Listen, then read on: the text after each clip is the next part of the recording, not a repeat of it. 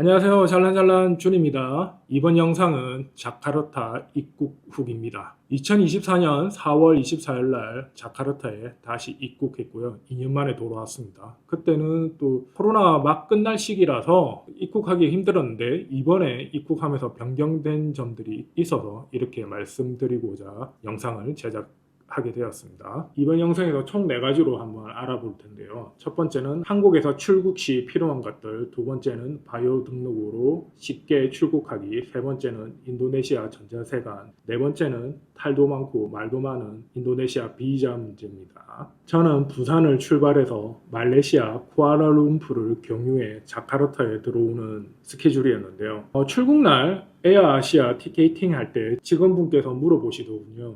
리튼 티켓 구매하셨는지. 그래서 저는 자카르타에서 말레이시아로 코타키나발루로 출국하는 티켓을 이렇게 보여드렸고요. 두 번째는 비자는 어떻게 해결하셨는지 물어보더라고요. 도착 비자인지 사전에 지금 이 비자를 받았는지 물어보시길래 이 비자 받은 내역을 이렇게 보여드렸습니다. 여전히 리턴 티켓과 비자는 좀 중요한 것 같고요. 참고로 비자 같은 경우에는 도착 비자로 이렇게 구매한다고 하면 문제될 건 없습니다.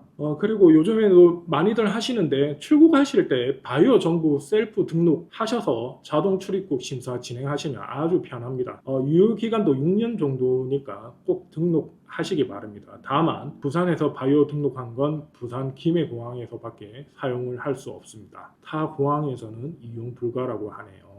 전자세관 같은 경우에는 참 에어아시아에서 출국 이틀 전 메일로 이렇게 하라고, 전자세관 신고를 하라고 이렇게 링크를 직접 메일로 보내줬어요. 그래서 저 같은 경우에는 그 링크를 타고 이렇게 전자세관 신고를 했거든요. 미리 해두시면 굉장히 좋습니다. 물론 자카르타나 발리에 도착하셔서 해도 상관은 없는데 전자세관 신고 같은 경우에는 미리 해두시면 편하고요. 세관 신고 작성하는 것은 저도 이제 네이버에서 검색을 했고요. 네이버에서 검색하실 때 최신 게시물로 검색을 하세요. 지금 2024년이잖아요. 최대한 2023년 11월부터나 2024년 3월까지나 4월까지 이제 그 세관 신고 작성하는 방법을 올려두신 분들 걸 포스팅을 참조하시면 좋습니다. 왜냐면 이게 다른 동남아 국가들보다 인도네시아가 자주 이런 행정 시스템을 변경을 하기 때문에 할 때마다 또 다를 수가 있어요. 그러니까 항상 최신 게시물을 꼭 참고하시라는 걸 알려드리고 싶습니다.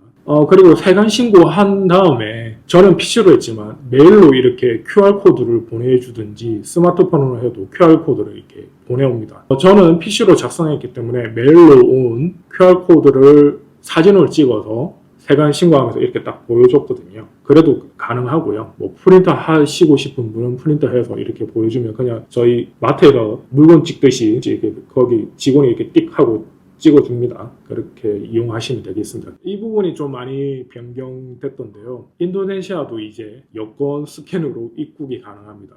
이미그레이션이 그렇게 변경이 되었더라고요. 이것도 모르고 이미그레이션에서 이비자나 프린터 해온 걸 이렇게 주섬주섬 꺼냈는데 그 직원이 그냥 스캔하고 나가라고 그렇게 말을 해주더군요. 지금 화면에 보이는 그런 검색대랑 비슷한 거예요. 한국이랑도 비슷하고 그냥 한국에서 자동 출입국 하셨으면 알겠지만 여권 그냥 올려두고 스캔하면 한 5초 뒤에 이렇게 나가듯이 똑같이 그렇게 입국하시면 됩니다. 아주 편합니다. 네.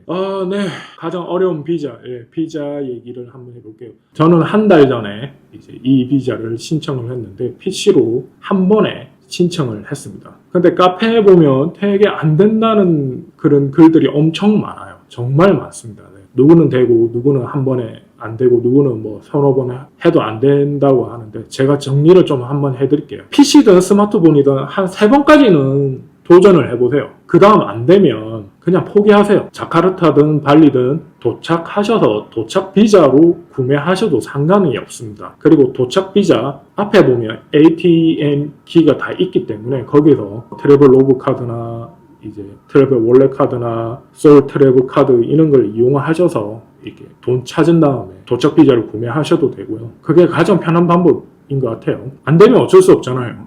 전자비자로 이렇게 안 되면 이런 식으로도 구매를 하는 게 가장 좋다고 봅니다. 그러면 도착 비자를 구매하신 분들은 연장 비자를 어떻게 해결해야 되냐? 이민국에 직접 가셔도 되고, 많은 분들이 이민국에 직접 가세요. 뭐 시간이 이렇게 저도 해봤지만 한 반나절 정도 소요될 수도 있고, 에이전시 통해서 이렇게 해결하셔도 됩니다. 다만 일찍 하셔야 돼요. 기간이 한 일주일 남았는데, 한 3, 4일 남았는데 해결할 수도 있습니다. 돈이 좀 많이 들 뿐이지.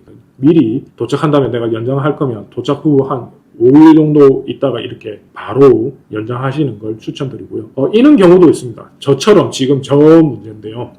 제가 전자비자로 이렇게 들어왔잖아요. 지금 7일째인데 연장을 하려고 하니까 연장 신청은 됐는데 결제가 안 됐습니다. 왜냐하면 지금 인도네시아 자체에서 결제를 하려고 하니까 여기 인터넷 시스템이 안 좋다 보니까 결제 창이 안 떠요. 그런 경우가 많습니다.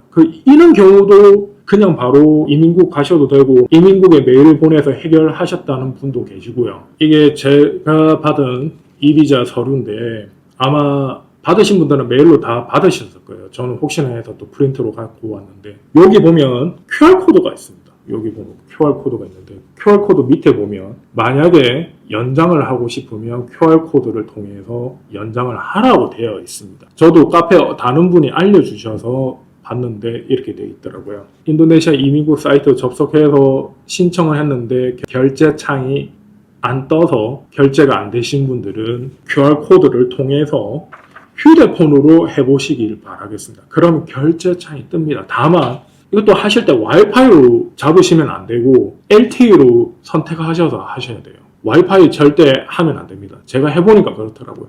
와이파이로 하시면 안 되고 LTE로 될 수도 있어요. 자기 또 지역마다 그거 인터넷 환경이 다를 수 있기 때문에. 다만 안전하게 하실 거면 결제 안전하게 하실 거면 꼭 LTE를 사용하셔서 결제하시기를 바라겠습니다. 비자는 항상 신청하신 다음에 결제가 제대로 됐는지 매일 확인하시고 메일 왔는지 꼭 여부 그런 것들을 꼭 확인하시길 바라겠습니다. 여유 있게 꼭 진행해 주세요. 비자 신청이든 비자 연장이든 그렇게 하셔야지 본인이 불이익 당하지 않습니다. 이 비자 신청하는 방법, 작성하는 방법도 2023년과 2024년이 달랐습니다. 좀 변경된 부분이 있더군요. 앞서 말한 것처럼 최신 게시물을 찾으셔서 참고하셔서 작성하시는 걸 추천드리겠습니다. 이렇게 총 4가지 주제로 인도네시아 출입국하는 방법 한번 알아봤습니다. 영상이 도움되기를 바라고요. 인도네시아에서 즐겁고 행복하고 무탈한 여행 되시기를 바라겠습니다. 감사합니다.